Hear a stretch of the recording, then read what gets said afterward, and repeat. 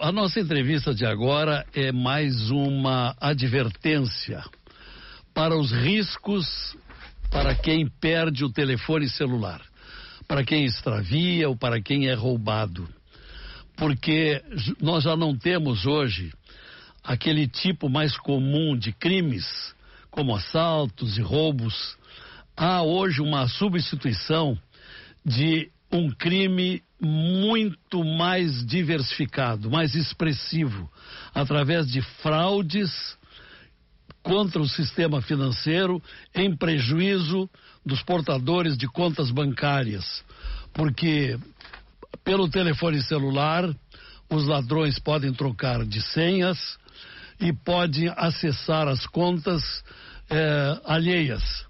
Nós vamos tratar desse assunto, o crime cibernético, e vamos falar com um especialista nesse assunto. Pós-graduado em Ciências da Computação pela URGS, especialista em viver segurança e diretor de tecnologia de segurança da empresa Escuna, uma empresa que atua há mais de 30 anos em segurança cibernética. Então, senhores, vamos ouvir que informações nos traz Ricardo Dastis e que instruções nos passa com relação aos cuidados que devemos ter com o nosso celular, que não podemos perder, porque o risco da perda é muito grande. Enfim, estamos ouvindo a sua orientação. Doutor Ricardo Dastis, bom dia. Bom dia, Lazier. É um prazer para mim estar conversando contigo. Obrigado. E com os ouvintes da Guaíba. De fato, a situação a cada dia ela tem se tornado mais dramática no que diz respeito a ataques cibernéticos. Você estava mencionando a questão de cuidados com relação a acessos, telefone, etc. Tem uma frase que a gente costuma dizer que o hacker, ele não mais hackeia, ele acessa, porque são tantas as formas, são tantas as brechas, a superfície digital, seja para nós, usuários, pessoas físicas, ou mais ainda nas empresas, nas grandes corporações, ela se tornou tão ampla que existem muitas, infinitas possibilidades para que os hackers hoje acabem tirando proveito e busquem alternativas para esse crime digital, para estelionato, roubo, furto, enfim, toda a sorte de problemas que a gente vem vivenciando. Eu até estava buscando alguns números aqui da Escuna. Nós temos um centro de defesa cibernética que funciona 24/7. E no ano passado, se pegarmos o ano inteiro de 2025, nós contabilizamos um total de 5.056 ataques que foram confirmados. Não são as tentativas, não são aqueles milhares ou milhões de acessos que batem nos faros das empresas. Estamos falando daqueles casos em que realmente houve uma detecção e uma necessidade de reação, de bloqueio para que o ataque não se configurasse. Isso no ano passado nos dava uma média aproximada de quase 14 ataques por dia que exigiam uma ação de resposta aqui da nossa equipe. Pegando números atualizados para este ano de 2026, apenas o corte dos 4 primeiros meses, de janeiro até abril, nós tivemos 5.462 ataques. O número já é maior do que o número do ano passado inteiro. Isso eleva a média para mais de 45 ataques que necessitaram de ação de resposta e defesa por dia. Esse número foi multiplicado mais do que em 3 vezes, pegando essa referência de 2025 para 2026. Então, como foram esses ataques? Vamos especificar para que os nossos ouvintes se previnam para não sofrer o mesmo prejuízo. Talvez um dos principais casos, aquele que mais acontece, nós tivemos até aí nos últimos dias mais uma notícia dessas de vazamento de dados. Acho que a mais recente que dominou as manchetes foi um vazamento de dados por conta de uma falha de segurança na plataforma digital do INSS, que levou a 2 milhões de dados desfigurados, ainda que talvez 97%, né, de acordo com informações aí divulgadas pela mídia, foram de pessoas já falecidas, ainda assim 5 mil acessos válidos. Essa questão relacionada a dados pessoais, nós costumamos aqui tecnicamente utilizar uma expressão que é credenciais. Credenciais significa tanto os dados de login, o e-mail, nome, sobrenome e muitas vezes a senha ou senhas, às vezes a senha criptografada ou às vezes até ela inteira, né, em claro. No ano de 2025, pegando uma soma dos casos que são conhecidos de vazamento mundo afora, foram reportados 2,86 bilhões de credenciais vazadas. Bilhões.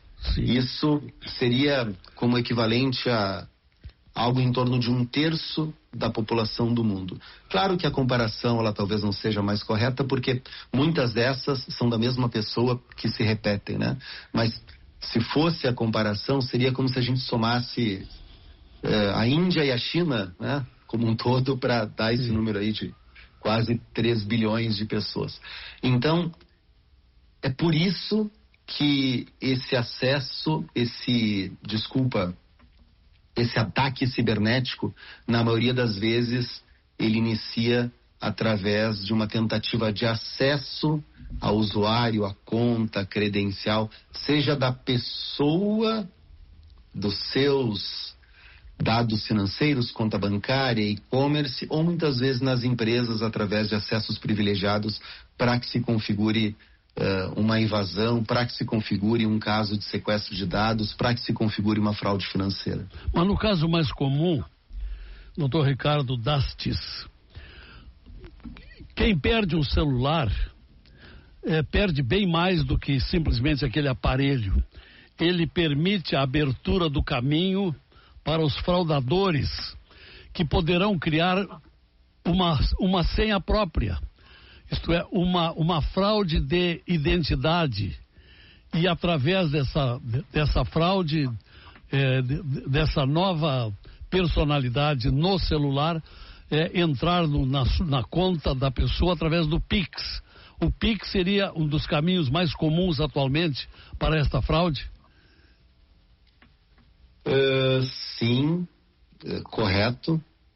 Quando acontece a perda, seja o roubo, ou seja porque eu extraviei o meu celular, muitas vezes a gente acredita que o problema com a minha conta bancária ou o problema com compras fraudulentas que estão acontecendo através, sei lá, da minha conta no Mercado Livre, na Amazon, na Shopee, etc., se deu por conta dos hackers, dos atacantes terem pegado o meu celular, quebrado o acesso ao meu celular, e a gente fica se perguntando, puxa, mas eu uso biometria facial, né? Como que eles conseguiram driblar isso? Como que eles conseguiram burlar? Será que eles conseguiram quebrar a segurança do sistema operacional do aparelho, do Android, do iOS, da Apple? Isso até poderia acontecer, Lazer, mas não é o mais provável, até porque se nós considerarmos tempos e recursos que esses criminosos teriam, talvez não valesse a pena tanta dedicação a um único aparelho. Então, como acontece esse acesso à minha conta no banco e talvez até ao Pix e etc., que foi a pergunta que você fez? Pois não. O aparelho hoje, ele acaba sendo parte da nossa comprovação de identidade. Então, quando nós esquecemos uma senha, quando nós temos de refazer um cadastro, quando nós precisamos criar um acesso novo em algum lugar, existem esses métodos de segundo fator de autenticação, 2FA, MFA, que enviam para nós um e-mail, ou uma mensagem de texto por SMS, ou até mesmo um WhatsApp, para onde? Para o nosso celular, para que confirme através de um outro caminho que de fato se trata de mim próprio. No momento em que eu não estou mais em posse desse aparelho, o que o fraudador faz? Sabendo quem eu sou, ele vai, não pelo meu aparelho provavelmente, mas ele vai através de um outro telefone celular ou através da web de um computador, e ele fica entrando naquelas opções de esqueci minha senha, quero revalidar o meu acesso, etc., para que de posse do meu aparelho ele receba a mensagem de texto, receba o e-mail, receba o WhatsApp, e por isso a gente reforça aqui, e para todos os ouvintes, o quão importante é que nós não deixemos permanentemente habilitada aquela possibilidade de notificação de mensagens na tela bloqueada, porque os criminosos eles tiram proveito disso. Mesmo sem saber a nossa senha, mesmo sem ele ter burlado aquela autenticação facial, ainda assim ele pode estar utilizando um outro dispositivo, um outro computador, e entrando no esqueci minha senha, entrando na revalidação de acesso e recebendo a mensagem, o WhatsApp, o SMS, o e-mail na tela do meu celular ainda que bloqueado. E com isso ele consegue fazer a invasão da minha conta, ele consegue fazer a impersonificação da minha identidade para causar a partir daí, né, estelionato, crime de falsidade ideológica, etc. Talvez seja por isso, doutor Ricardo, tem muita gente atualmente que quando recebe um telefonema no celular de um número que ele não conhece, ele não atende. Porque será que ele simplesmente atendendo aquele número que ele não conhece, ele pode estar sujeito a uma fraude? Ele pode estar perdendo alguma coisa? Pode, não no primeiro momento. É improvável que com a ligação apenas, o atendimento da ligação, o meu aparelho já fique comprometido. No momento em que eu atendi a ligação, eu já fui hackeado e alguém já está acessando o meu aparelho. Pelo menos com o que sabemos hoje, em termos de tecnologia, esse ainda não é o risco mais iminente. Porém, ainda assim recomendamos que as ligações não sejam atendidas. Por quê? Primeiro, pelo fato de que você está confirmando que o seu número é válido, né? E daí com isso você cria uma identificação positiva junto à base de dados do atacante. Uma vez que você atenda uma ligação, a tendência é que você passe a receber muitas ligações adicionais, já que aquele número é um número válido e tem uma pessoa que atende do outro lado. Mas isso ainda não é o mais grave. O que é o mais grave? Hoje, pelo mundo em que vivemos de 2023 para cá, né, nesses últimos 3 anos, com inteligência artificial, uma coisa que os atacantes têm feito é a clonagem da nossa voz. É o que se chama de deepfake.